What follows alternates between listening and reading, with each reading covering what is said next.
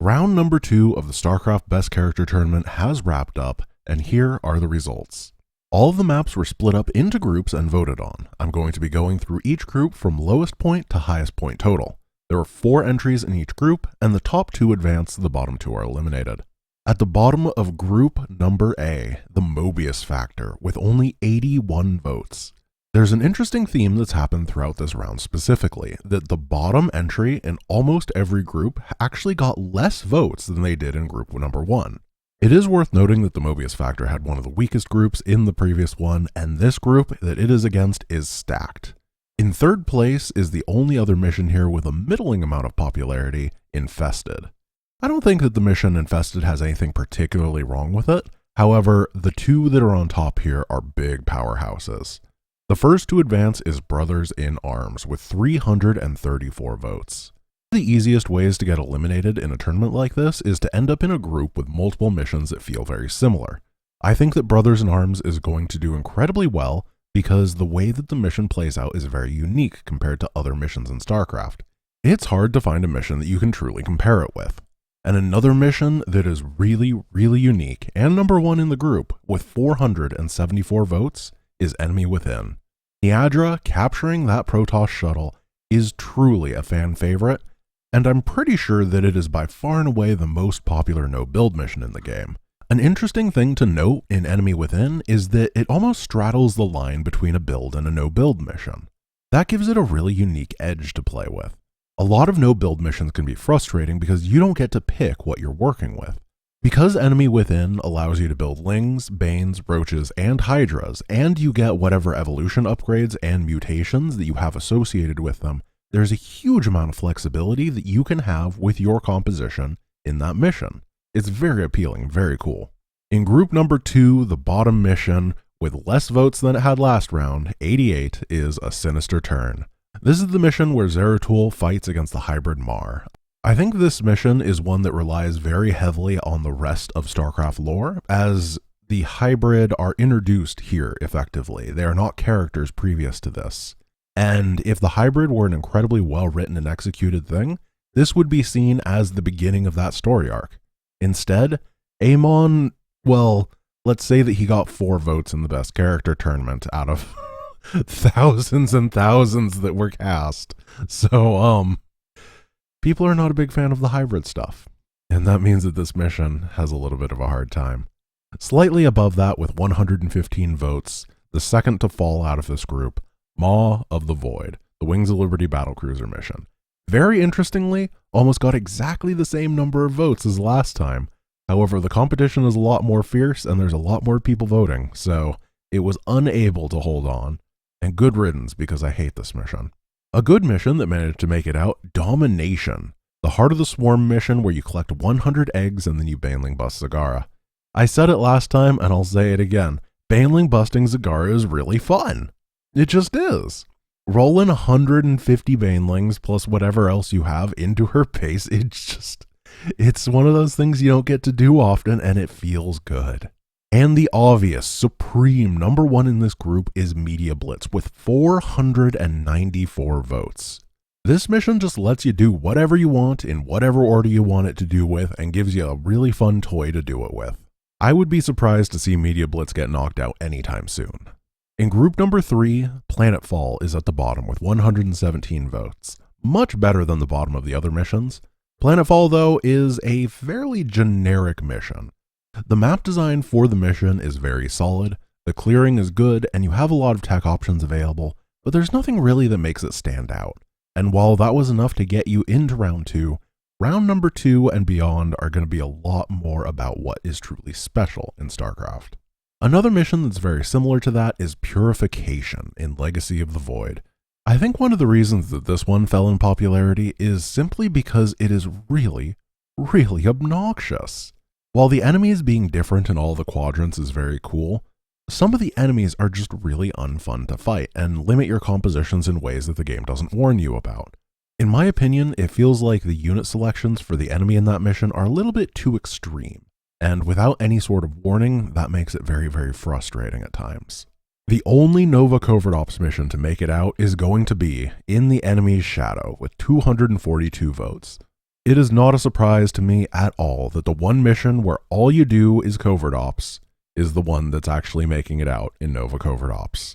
It's almost as if when you advertise your product correctly, then people like the thing that they thought they were buying. And another dominant one in the group, Rack Shear, with 425 votes, making it out with almost twice as many votes as anyone else in the group. People like Alarak, they will continue to like Alarak, and I'm sure that just like Alarak, this will get third place in the tournament. In group number 4 at the bottom is Unsealing the Past, the Legacy of the Void mission where you defend the megalith and you get the Colossus. While I think it's a solid mission on its own, escort quests are never going to be people's favorites, it doesn't matter what genre you're playing. Flashpoint with 200 votes did over twice as well. However, as a Nova Covert Ops mission, you're always struggling uphill in this competition, and as a result, I'm not surprised to see it go. Making it out with 28 more votes than Flashpoint is Salvation, the final mission in Legacy of the Void. One thing that I'm starting to find here is that defense missions at the end of the campaign tend to be fairly well liked. However, defense missions at the beginning of the campaign tend to not be. This pushes into my head both the amount of difficulty that you're allowed to have at the end of the campaign, making the defense missions epic and cool, in addition to the fact that you get to do them in the way that you want, instead of being forced into Marines and bunkers, or photon cannons, or spines and spores only. And then a bit of a surprising number one in this group with 320 votes is Cutthroat.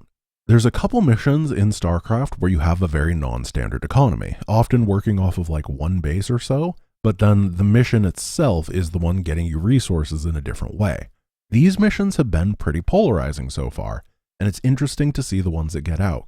At the bottom of group number 5 is going to be the Outlaws, Wings of Liberty Mission 2. Nostalgia can only pull you so far, buddy.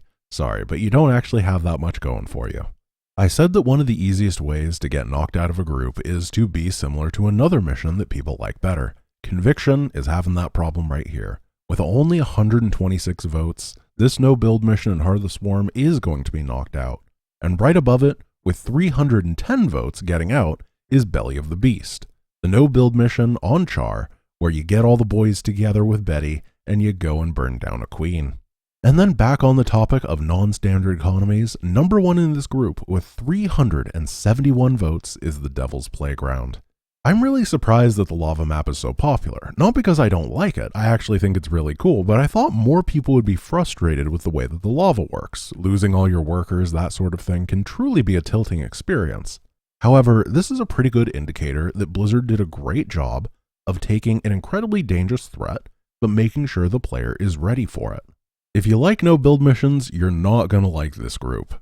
The beginning of Legacy of the Void is a really fun spectacle, however, it has a lack of replay value, I believe, to a lot of people, and in the end, no-build missions are truly on the chopping block right now. Right above it, with 126 votes, is Supreme, where you get Primal Kerrigan and get to play out her abilities by beating up all the Primal leaders. I'm sure that everybody didn't vote for it because you don't fight Yagdra last, and that's really bad storytelling.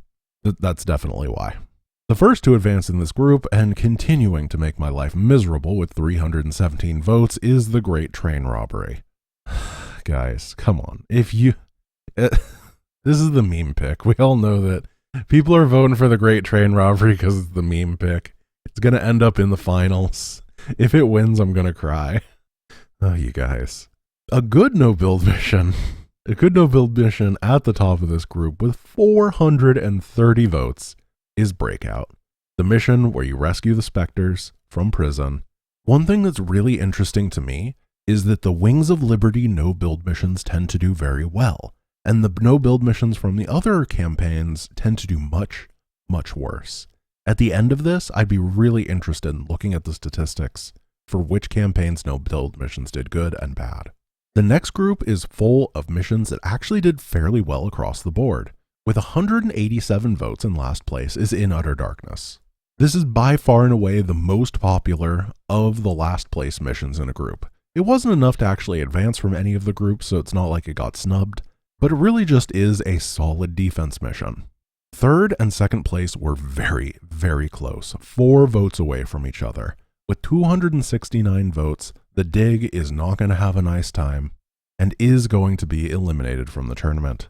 Barely eking out above it with 273 votes, The Reckoning, the final mission from Heart of the Swarm where you destroy all of Korhal's defenses and take out Minsk himself. I don't think I can truly do a good analysis as to why the Dig pulled it out over the Reckoning. At that point, when it's so close, it's just personal preference between people. However, at number 1 is another one of those powerhouses from the original Char, 379 votes going to Gates of Hell. It's another non-standard mission where you're getting resources, this time in the form of units instead of money, that you're rescuing around the map, in addition to playing off of a base. These missions are really popular when you do them well because they're unique, they're cool, you don't have other replacement ones to it. And Gates of Hell, I think, is a very strong one. Now for the biggest fall from grace in the entire tournament. Amon's Reach at the bottom of this group with 64 votes. Less than a third of the votes that it got last time. Going down from 197 to 64. I don't know what happened here. Honestly, I feel bad for the mission. It was first place and crushed its group last time, and now it's just garbage. I'm so sorry, Amon's Reach. But what was so good that actually beat it? Well, with 170 votes, which isn't actually that many, was Shatter the Sky. Shatter the Sky is the only Wings of Liberty Char mission that is not going to advance its group today. Above it is Templar's Return, the Legacy of the Void no-build mission with the Hero Assault on Ire. Now that I'm looking at the results, I think the easiest way to make a no-build mission unpopular is to put Kerrigan in it. All of her ones are getting absolutely stomped, and that makes a lot of sense, because she's not that interesting of a character. You get to play as the hero Kerrigan throughout the entire campaign, so being able to use her in a no-build setting is not actually that interesting. It seems like no-build missions are at their peak when you get to play with a character that you don't normally have access to. In small amounts, these characters are a lot of fun, and Templar's Return is a great example of that, where each of the character sets is only played for a third of a mission, so you never truly get time to get bored of them. At number 1 in the group, the only mission so far to break over 500 votes, and the current contender for number 1, is All In. I am not at all surprised here. All In was many people's first true epic defense mission. That really imprints itself on people's hearts. It's the thing that they think of when they think Wings of Liberty, and people tend to like Wings of Liberty better than the other campaigns, for many reasons. The most iconic mission of the most played and most beloved of the campaigns is going to be a tough one to stop. And in the final group, another defense mission, this time the Essence of Eternity with only 55 votes, the lowest voted mission in this entire bracket. It was only by chance that this mission ended up here in the first place. When you're randomizing groups, there's always going to be a couple that are super easy. And in round number 1, the Essence of Eternity barely skated by on the easiest group by far. The rest of the group did fairly well though. Haven's Fall with 204 votes is going to be taken out as well. This is the Wings of Liberty mission where you side with Selendis and you kill the Doctor. It feels good to put the Doctor in her place, however, the actual gameplay of the mission is nothing truly special. And the final 2 missions to advance into the next round of the Starcraft Best Character Tournament are first, Engine of Destruction with 322 votes. Anything that is truly Tychus-centric is gonna do well. Tychus is a really fun character, and this mission did a great job of characterizing him. It's also a great example of how to do an escort quest correctly. Players are not particularly interested in escorting an objective that is paper thin and doesn't fight well. It's much more fun to have an escort quest where the thing that you're escorting is a powerhouse. You get to play the tactical supporting role while it's the murder machine. It's very interesting. And then number 1, I'm really surprised about this, is Piercing the Shroud. With 378 votes, the secret mission from Wings of Liberty absolutely crushed it.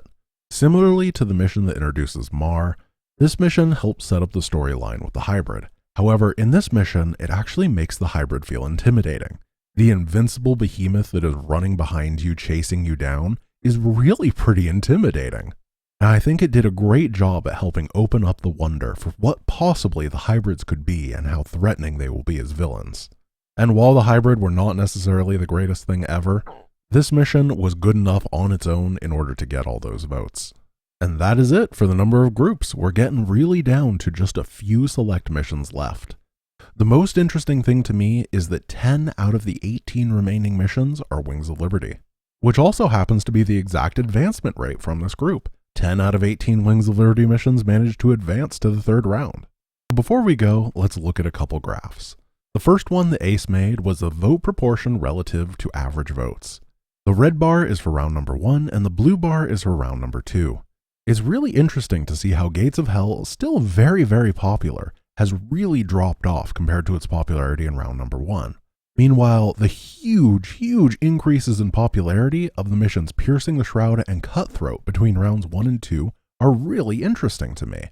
If you have any insight as to why Gates of Hell went down so much or Piercing the Shroud and Cutthroat went up so much, I would love to hear it in the comments.